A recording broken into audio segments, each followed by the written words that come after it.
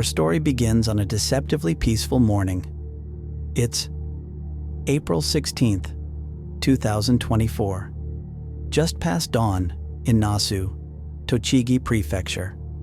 This is quiet farm country, not the kind of place you expect to find pure horror. But that's exactly what happened. A local man, walking his dog along secluded Route 30, suddenly freezes. His eyes lock onto something disturbing by the guardrail. Two dark, twisted shapes. They were human figures, charred beyond recognition, their forms barely discernible. Tape tightly bound their wrists and ankles. An acrid smell of gasoline hung heavy in the damp morning mist, confirming the deliberate nature of the inferno. Police were on the scene in minutes, recognizing the gravity. They sealed off the area. A quiet woodland, now a crime scene. Tokyo detectives, alerted to the unusual severity, were on the road within the hour. News crews descended, their presence mirroring the public's disbelief. Headlines screamed, "Double murder, north of Tokyo. Victims incinerated," sparking widespread fear and speculation. First things first, who were these victims?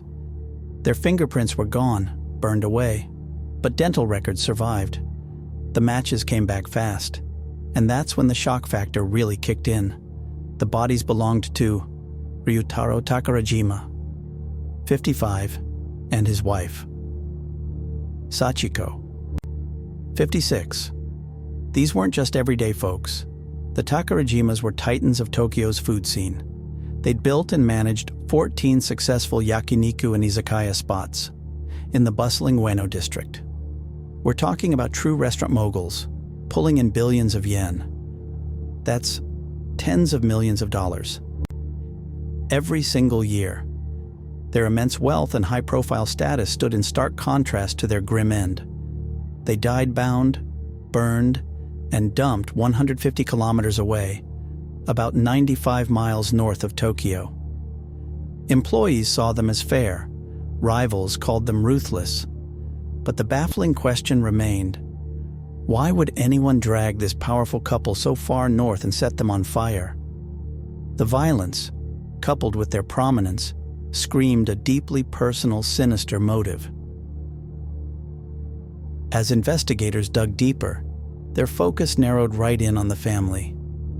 What they found? A web of conflict festering for months.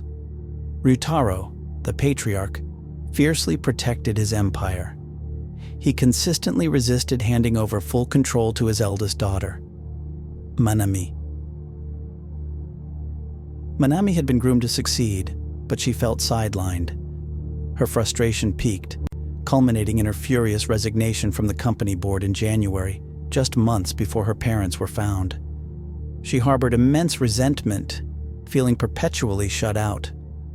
Then there's Wak's Seiichiro Sakina, 32, Manami's common-law partner. He managed some of the Takarajima restaurants, giving him direct insight into the family's finances.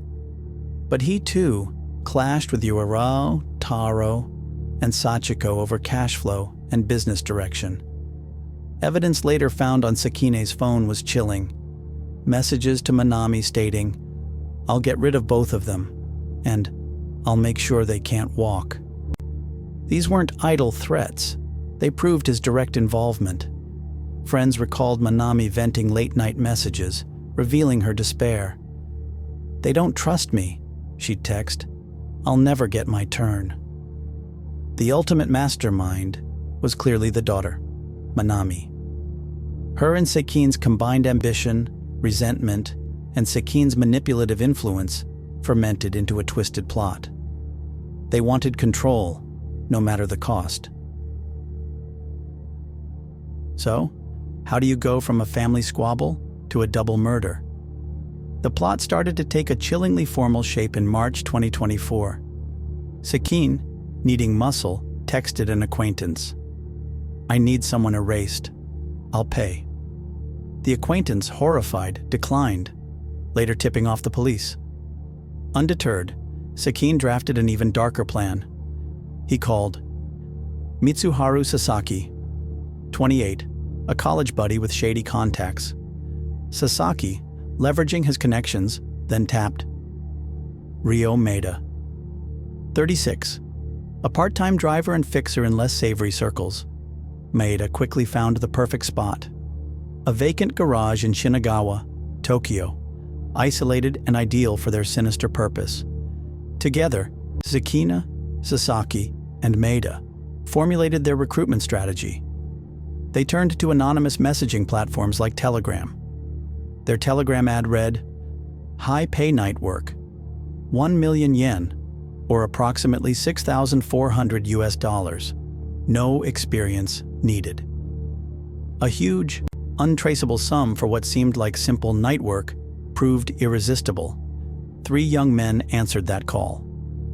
Kang Gwangi, 21, a South Korean national, desperate for cash. Kirato Wakayama, 20, an ex-child actor whose career stalled. And Ryo Hirayama, 25, a gig worker with mounting debt. Here's the truly disturbing part. None of them knew the targets, the Takarajima couple. And tragically, none of them cared. Their only motivation was that cold, hard cash.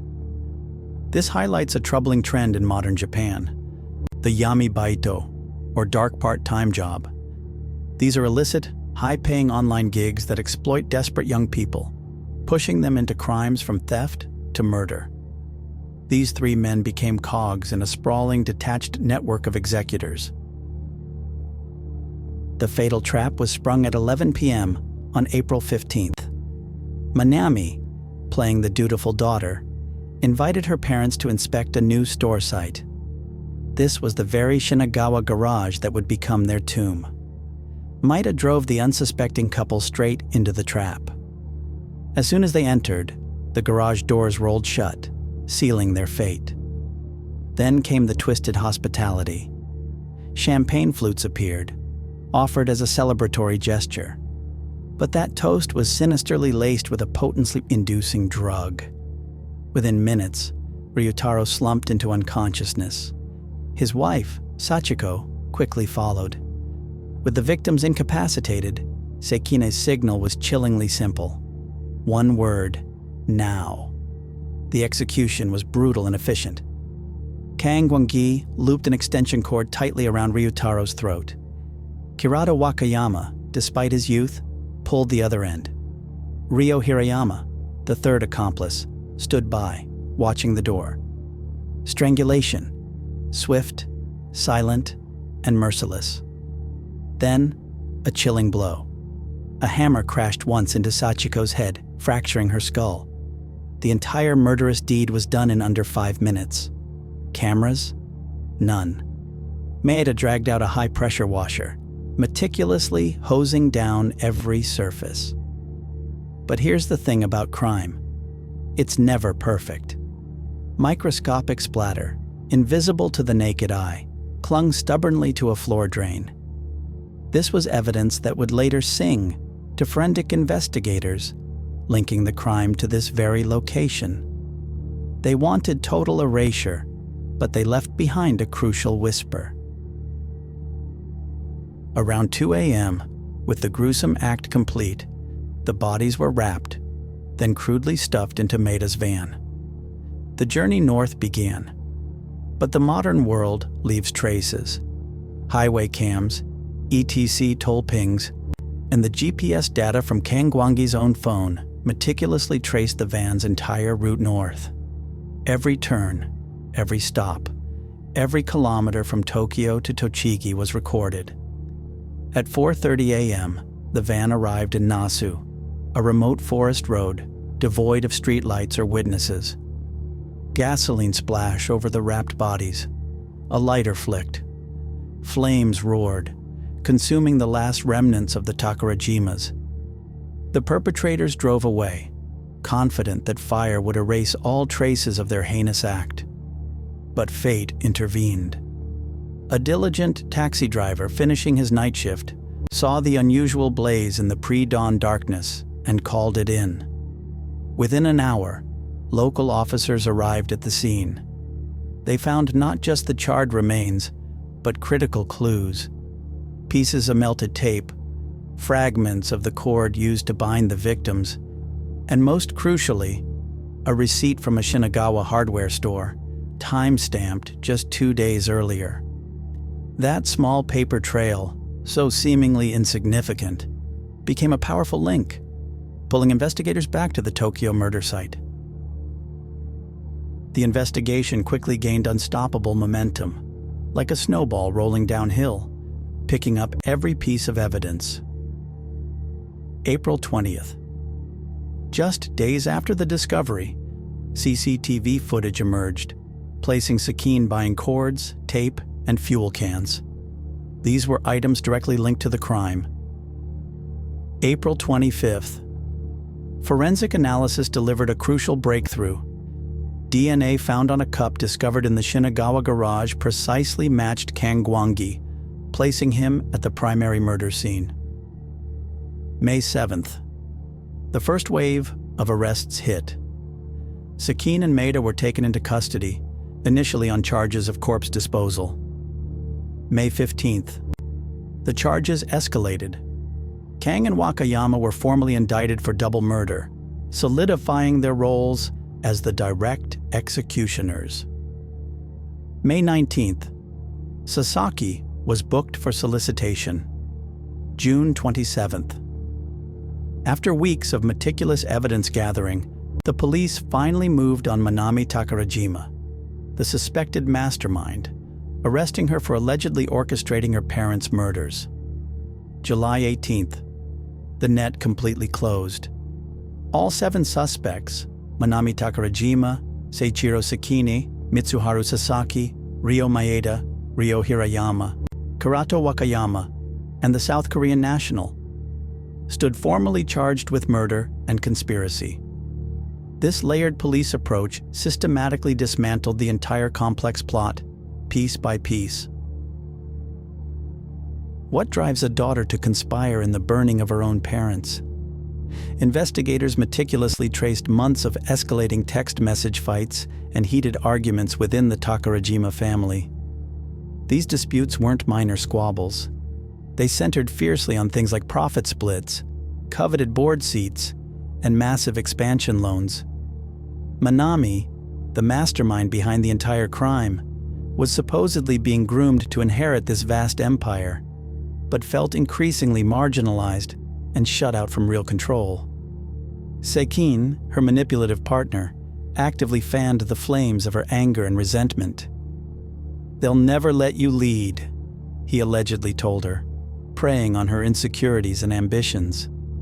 Together, they made a truly horrific choice: murder over mediation, destruction over dialogue.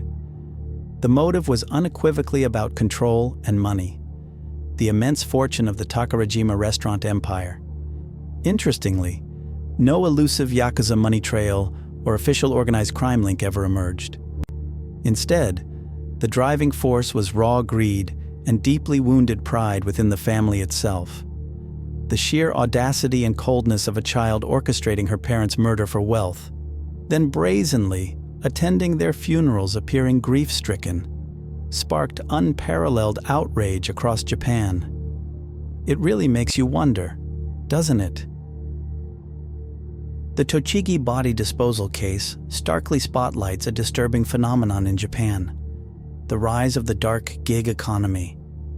It's called yami baito, or dark part-time jobs. These are illicit, anonymous jobs offered online, often through encrypted messaging apps. They pay teens and 20-somethings exorbitant sums for tasks ranging from petty theft and scams to, terrifyingly, even murder. Police data shows arrests for yami baito crimes are up a staggering 42% in 2024 alone. Sometimes, these operations might have loose ties to organized crime. But more often, it's just disaffected youth, desperate for quick cash, finding a dangerous digital link to extreme illicit activities. This case serves as a profound warning about this growing and deeply troubling trend within Japanese society. It's a sign of a darker side of the internet. Half their restaurants closed, costing jobs and contracts. The local community in Nasu, haunted by the discovery, petitioned for more CCTV on rural roads. In Tokyo, lawmakers are now eyeing tougher penalties for murder for hire schemes, acknowledging the emergent threat.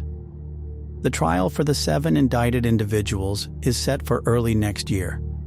Life sentences loom, a stark reminder of the ultimate, irreversible cost of their actions. So, here we are. 2 lives ended in unspeakable violence. 7 lives were utterly ruined by their own choices and unquenchable greed. And an entire nation was forced to ask some deeply uncomfortable questions. How much is an empire truly worth if you have to kill to claim it? When familial love turns into cold, hard ledger lines and profit margins, no vault is big enough to hide the devastating human cost. The embers of greed, they burn everything they touch. If stories like this grip you, where true crime reveals the darkest corners of human nature, make sure to like this video and subscribe. Now, we dig into real-world mysteries like this every single week. Stay vigilant, stay curious, and remember, greed truly burns everything it touches.